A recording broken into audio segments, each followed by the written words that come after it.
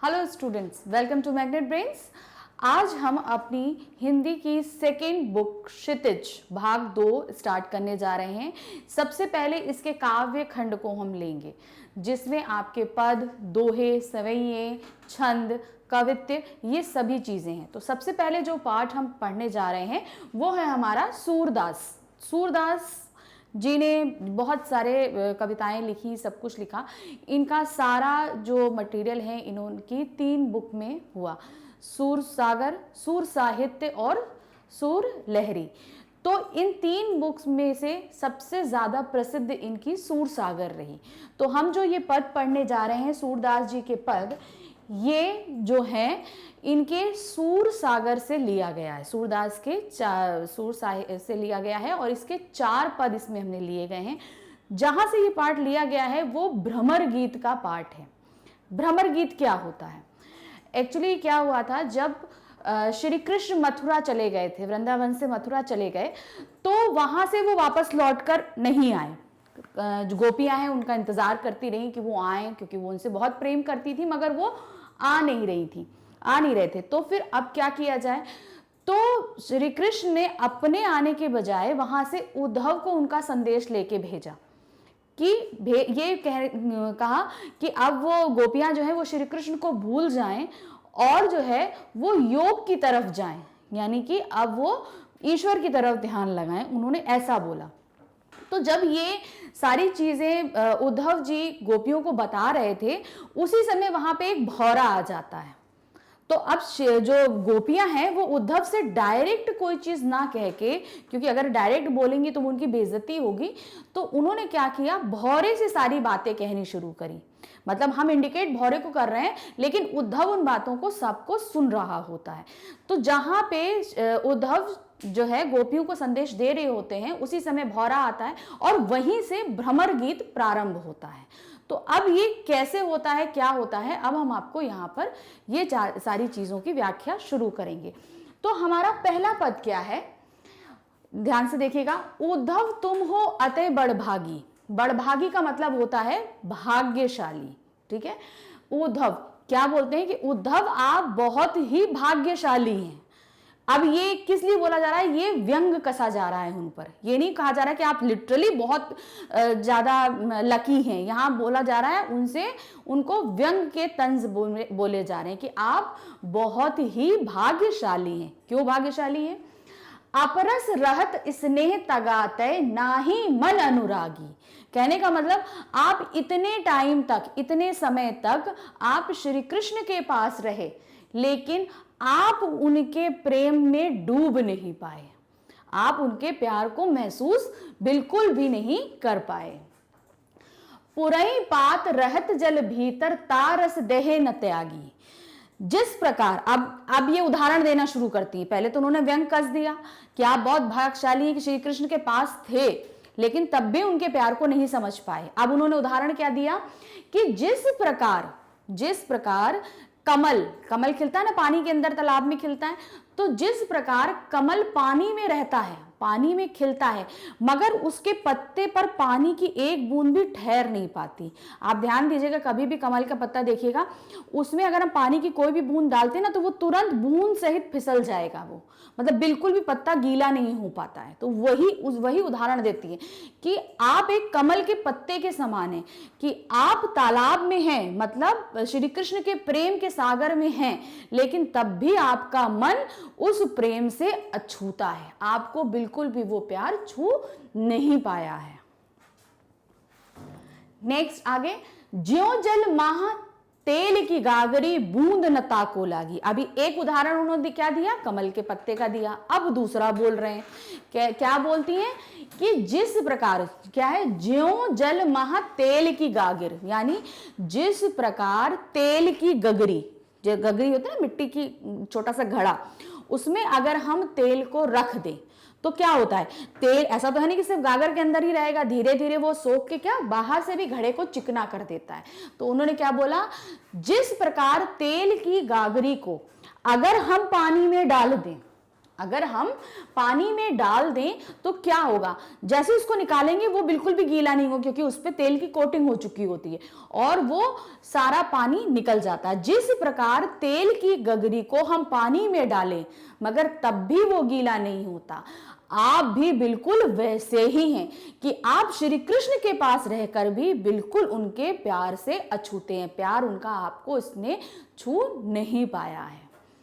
प्रीति नदी पे पांव न बोरेओ, दृष्टि रूप न पगारी। यानी प्रीति मतलब प्रेम की नदी, ठीक है। प्रेम की नदी में आपने पांव तक नहीं डाले। क्यों? प्रीत की नदी मतलब श्री कृष्ण की जो प्यार की नदी थी उसमें आपने अपने पांव डाले भी नहीं, बिल्कुल आप उनके प्यार को आप छू नहीं पाए। दृष्टि रूप न पगारी, और आपने उसको देखा तक नहीं, पैर तो डुबोने की बाद अलग, आपने उसमें अपनी दृष्टि तक भी नहीं डाली है। सूरदास अबला हम भोरी, गुर चाटी ज्यों पागी। लास्ट लाइन में क्या कहती हैं? सूरदास कहते हैं आखिर में जो है गोपियां अपना उदाहरण, अभी तक तो उन्होंने उनको लिए उदाहरण दिए, अब अपना क्या बोल रही हैं कि हम तो ऐसे हैं, हमने श्री कृष्ण से कैसे प्यार किया, हमने श्री कृष्ण से ऐसे प्यार किया है जैसे गुड़ के पे चींटी जाती है। गुड़ पे अगर चींटी लग जाए तो क्या होती है, वो उसको खाती रहती है और खाते खाते एक दिन उसी में चिपक के मर जाती है। तो हमारी भी परिस्थिति वही है, हमारे लिए श्री कृष्ण का प्रेम गुड़ है और हम चींटियां हैं, मतलब हम उसी में जाएंगे, उसी में डूबे रहेंगे और अंत में आकर हम उसी में मर जाएंगे। तो हमारी परिस्थिति अब ऐसी है जैसे कि गुड़ पर चींटियां लगती हैं, यानी वो सारी उम्र उसको खाने के लिए उससे चिपकी रहती है और अंत में उसी में ही मृत्यु हो जाती है। तो अपना उदाहरण गोपियों ने कैसे दिया? चींटियों से। और श्री कृष्ण का उदाहरण किसमें दिया उन्होंने? गुड़ के समान। इस प्रकार हमारा पहला पद खत्म होता है। अब ये तो जब उद्धव उन्होंने बताया तो उन्होंने ये सारी चीजें बोली उनको। अब नेक्स्ट हमारा आता है मन की मन ही मांझ रही है। यानी अब क्या है, अब उनको जो है ना, जब उन्होंने योग संदेश सुना तो अब उनके अंदर क्या आ रहा है? गुस्सा कि क्यों नहीं आए, कि श्री कृष्ण क्यों नहीं आए हैं और उनके ना आने से हमारी क्या परिस्थिति हो रही है। मन की मन में ही मांझ रही हैं, मतलब हमने अपने मन की बात अपने मन के अंदर ही रखी हुई है, हम किसी से कह ही नहीं पाए आज तक, क्योंकि श्री कृष्ण थे नहीं, हम जिनसे बात करते वो तो हमारे पास में है ही नहीं, और हमने अपने मन की बात अपने मन में ही रखी हुई है। कहिए जान कौन पे उद्धव, ना ही परत कहीं। आप क्या कहती हैं? हे उद्धव, आप जो ये संदेश लेकर आए हैं, ठीक है, वो क्या लेके आए? योग का संदेश देने के लिए जो आप आए हैं, हम आपको अपने मन की बात कहने का उचित पात्र नहीं मानते। होता ना, हम अपने मन की बात उसी से बोलेंगे जो हमारी बातों को समझ सके। मगर उद्धव क्या है? उद्धव तो योग का संदेश लेकर आए हैं, तो वो जब श्री कृष्ण के साथ रहकर श्री कृष्ण के प्यार को नहीं समझ पाए, तो क्या हम आपको अगर अपना प्यार समझाएंगे तो क्या आप श्री कृष्ण को जाके समझा पाएंगे कि हम आपसे इतना प्यार करते हैं? तो यहां वो क्या कहती हैं, हम अपनी मन की बात कहने के लिए आपको उचित पात्र नहीं मानते हैं, हम आपको अपने दिल की बात नहीं बताना चाहते हैं। अवधि आसर आसन आवन की तनमन विथा सही, मतलब हम इंतजार कर रहे थे कि श्री कृष्ण एक दिन लौट कर आएंगे, इतना सारा समय बीत गया, हम क्या है इतने दिन से उनके आने को आधार मान रहे थे कि वो लौट कर आएंगे, तो हमने अपने मन की बात अपने में रखी हुई थी, इतना समय बीत गया और हम अपने तन मन की विथा मतलब हम अब हमारे तन को जो तकलीफ हो रही थी उनके ना आने से वो, और हमारे मन को जो तकलीफ हो रही थी वो, उन सभी को हमने अपने अंदर रखा हुआ था। इतना समय बीत गया मगर हमने उसे अपने मन के अंदर रखा हुआ था। तो अब इन जोग संदेश सुनी सुनी बिरहिन बिरहा दही, मतलब क्या है कि अब ये जो योग संदेश उन्होंने हमको भेजा है, इन्होंने हमको और दुखी कर दिया है, क्योंकि हम तो उनके आने की राह देख रहे थे कि वो आएंगे, हमारा प्यार बढ़ेगा, लेकिन अब क्या है, उन्होंने योग का संदेश भेज के हमें और भी दुखी कर दिया है। मतलब एक तो विरह थी, और विरह मतलब दूरी थी हमारे बीच में, और अब उन्होंने क्या किया है, उस विरह में योग संदेश भेज के हमको और भी दुखी कर दिया है। चाहती हुती गुहार जिती तय उड़ते धार बही। अब वो कहती हैं कि विरह की अग्नि कैसी होती है, विरह की अग्नि कैसी होती है, जल रही है बहुत तेजी से, हम दुखी हैं, सब है, और योग संदेश भेजकर उन्होंने इसमें घी डालने का काम किया है। मतलब आग में जिस प्रकार घी डालो और आग और ज्यादा भड़क जाती है, उसी प्रकार से उन्होंने योग संदेश भेज के इसमें और आग भड़काने की कोशिश, मतलब हमारे दुखों को और बढ़ाया है। ऐसे समय अब क्या है, अब चाहती हुती गुहार जिती तय उड़ते धार बही। अब जब हमको तकलीफ होती है तो हम किसको बुलाते हैं, जो हमारी तकलीफों के रक्षक हों, हमको सहायता दें, प्यार दें। तो अब हम किसको बुलाएं, हमारे तो रक्षक ने ही हमारे साथ ऐसा किया है। जब क्या दिया है उन्होंने, ऐसे समय में अपने रक्षक को पुकारा जाता है, लेकिन हमारे जो रक्षक हैं वही हमारे दुख का कारण बने हुए हैं। मतलब जिन्हें हम दुख में पुकारते, हमें तकलीफ होती है तो हम किसको पुकारेंगे, हमको तकलीफ होती है तो हम श्री कृष्ण को पुकारते, लेकिन श्री कृष्ण ही हमारे दुख का कारण बने हुए हैं। अब बताइए हम अपना दुख किससे कहें जाके। सूरदास अब धीर दर हैं कह मर ज्यादा ना लंघी। तो अब यहां कहती हैं कि हमको अब प्रेम के बदले में तो प्रेम मिल ही नहीं रहा है, हम इतना प्रेम करते रहे मगर श्री कृष्ण हमको प्रेम बिल्कुल नहीं दे रहे। हम इतने दिन से धीरज रखे हुए थे कि हमको प्रेम मिलेगा, प्रेम मिलेगा, लेकिन उन्होंने हमको प्रेम नहीं दिया।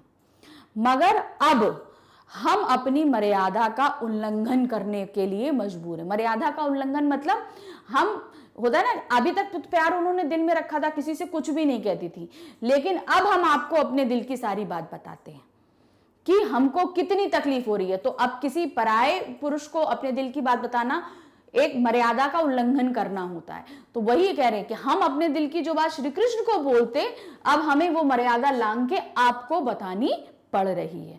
तो अब क्या है, अब हम अपना सारा धीरज खो चुके हैं और अब हम मर्यादा का भी उल्लंघन करने जा रहे हैं।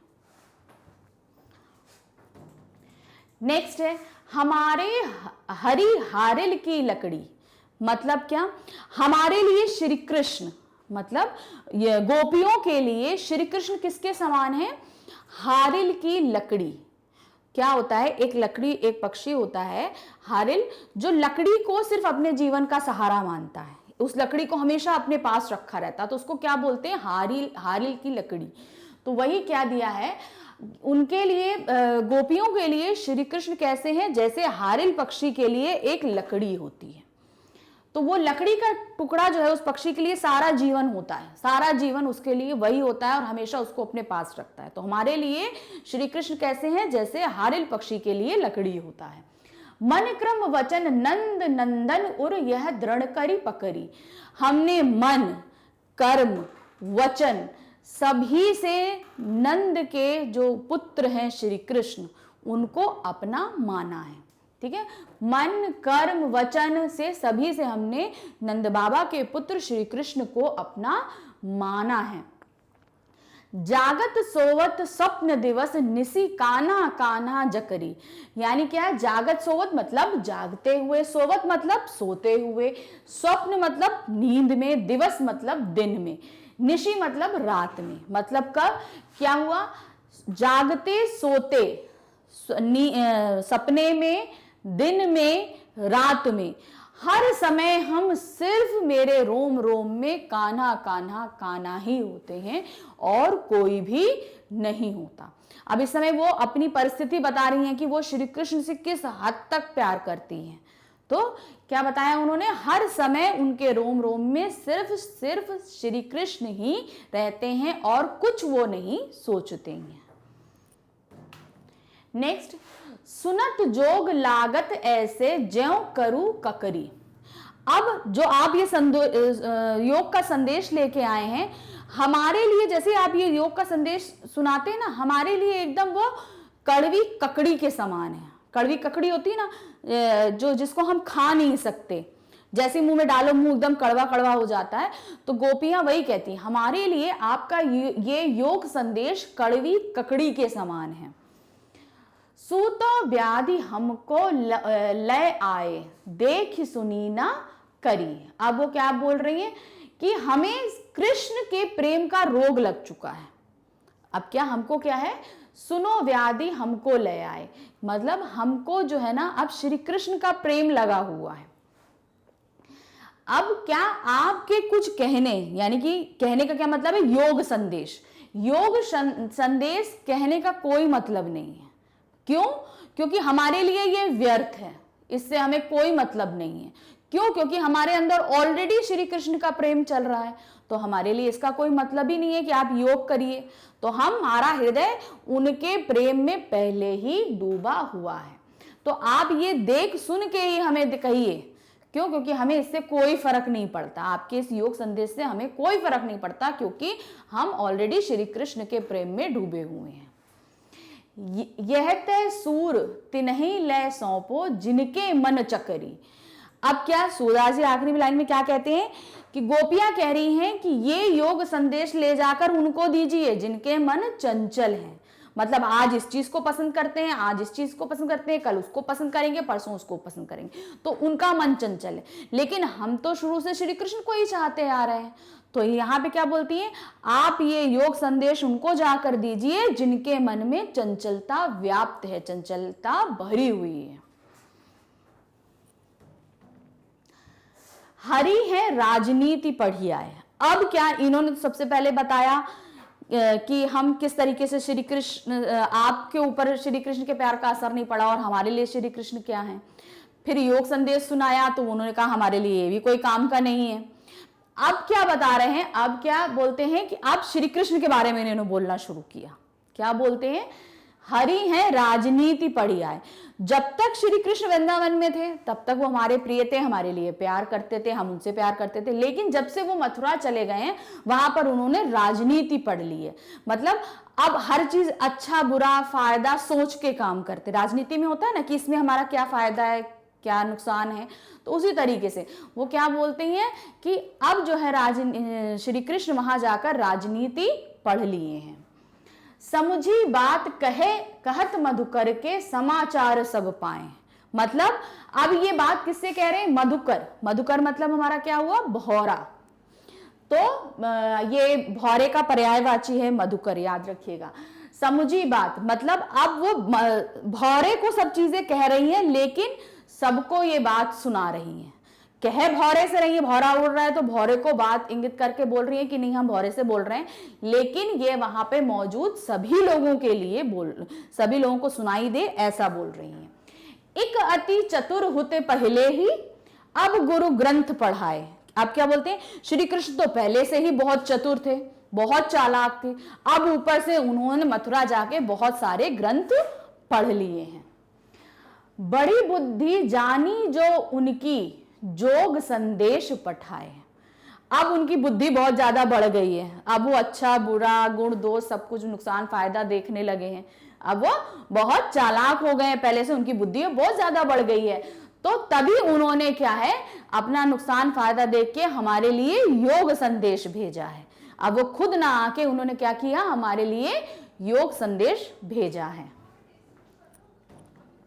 नेक्स्ट, उद्धव भले लोग आगे के, परहित डोलत जाए। मतलब क्या है, आप क्या कहती हैं उद्धव से कि आप जाकर कहिएगा वहां पर, मतलब किससे कहिएगा जाके, श्री कृष्ण से।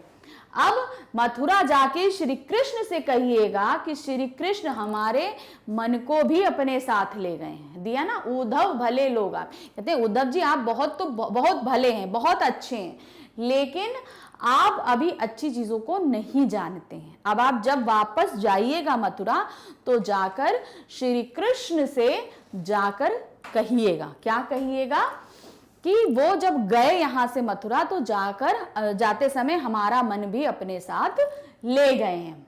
याद दिया ना, अब अपने मन फेर पराई, चलत जुग हुते चुराई। यानी कि अब जब वो यहां से जा रहे थे तो मेरा मन उनके साथ चला गया, जिसे वो वापस कर दें, अब हमें वो नहीं चाहिए। ते क्यों अनीति करे आपुन, जे और अनीति छुड़ाए। एक तो वो यहाँ पर, अब यहाँ पे ये क्या बोलने लगती हैं, पहले इन लाइन को देखिए, राज धर्म तय यह सूर, जो राजा न जा ही सताए। अब इस पहले हम इस लाइन को समझाएंगे, उसी के साथ ये वाली लाइन जुड़ी हुई है। अब क्या बोलते हैं कि राज धर्म, एक राजा है, अब श्री कृष्ण राजा है, कहाँ के राजा है, मथुरा के, कि एक तो वो राजा है, ठीक। अब राजा होने का राजधर्म क्या होता है कि आप अपनी प्रजा का ध्यान रखें, उनको अच्छे और बुरे का देखें कि कोई उनके साथ कोई बुरा ना करे। और एक तो वो राजा होते होते ही हमारे ऊपर अत्याचार कर रहे हैं, उनका क्या काम है, अनीति नहीं होनी चाहिए, बुरा काम नहीं होना चाहिए, लेकिन वो राजा तो हैं और राजा का क्या धर्म है, प्रजा जिनकी सताई ना जाए। लेकिन नतीजा क्या हुआ कि अब वो हमारे साथ अनीति कर रहे हैं, हमारे साथ बुरा कर रहे हैं, कि हम उनको चाहते हैं, वो हमें ना चाह के किसी और को चाह रहे हैं।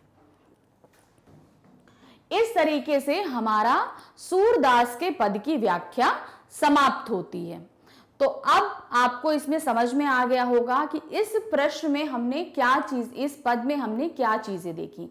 हमारा पद क्या था कि हम श्री कृष्ण जब मथुरा चले जाते हैं तो किस तरीके से उनको तकलीफ होती है गोपियों को, और वो किस तरीके से सारी चीज़ों को व्यवस्थित करती चाह रही हैं कि वो वापस आ जाएं, हम उनको प्यार हमारा वापस चला जाए। लेकिन एंड में क्या होता है, वो नहीं आते हैं, तड़पती रहती हैं गोपियां, और उद्धव को भेजते हैं कि योग संदेश लेके उद्धव को भेजते हैं कि आप आइए और यहाँ पर हमारी तकलीफों का हरण कीजिए। लेकिन जैसे ही उद्धव योग संदेश लेके आते हैं उन्हें बहुत तकलीफ होती है। अब यहाँ पे हमने अपने पद की व्याख्या समाप्त कर रहे हैं। हमारे नेक्स्ट वीडियो में आप प्रश्न अभ्यास इसका पढ़ेंगे कि इसके आगे के प्रश्न हम कैसे सॉल्व करेंगे। Okay, bye.